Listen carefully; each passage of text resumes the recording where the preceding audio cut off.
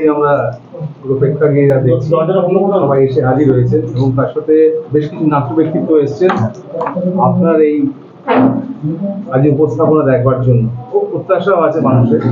যারা এসছেন নাট্য ব্যক্তিত্বরা, তাদের জন্য আমি অত্যন্ত ভয়ে রয়েছি। তাদের সামনে কোনো নাটক প্রযোজনা মঞ্চস্থ করা একটা অত্যন্ত পাওয়ার বিষয়।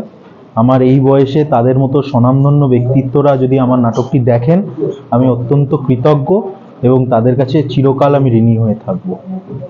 আর আজকের নাটকের যে মূল কথা, যেটা আপনার দেওয়ার জন্য যেটা এসছে দর্শকদের, আপনার মনে হয় কি একটা মেসেজ যেতে পারে আজকে, যেটার জন্য আপনার ভালো লাগা নির্বাচন চন্দন সেন লিখেছেন?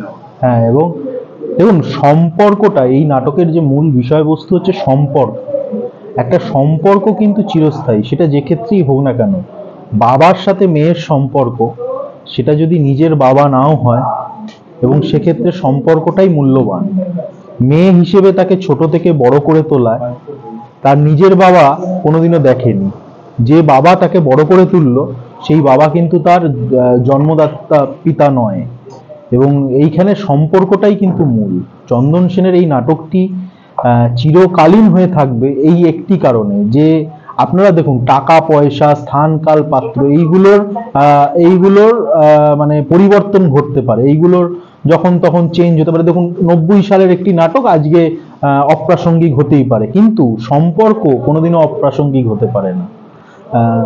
এইটাই হচ্ছে এই নাটকের মূল বিষয়বস্তু। সমষ্টিগতভাবে এই নাটকের আজ বাড়তি পাওনা আপনার কি মনে হচ্ছে? কি বাড়তি পাওনা? বাড়তি পাওনা হচ্ছে দর্শকই শেষ কথা বলবে, এবং দর্শকে সাধারণ যে দর্শকরা রয়েছে তাদের সাথে বিভিন্ন নাট্য ব্যক্তিত্ব এবং রাজনৈতিক মানুষজন রয়েছে, সাংবাদিকরা সকলে রয়েছেন, এবং তাদের যে তারা যেটা বলবে নাটকটি দেখে, সেটাই আমার কাছে বাড়তি পাওয়া।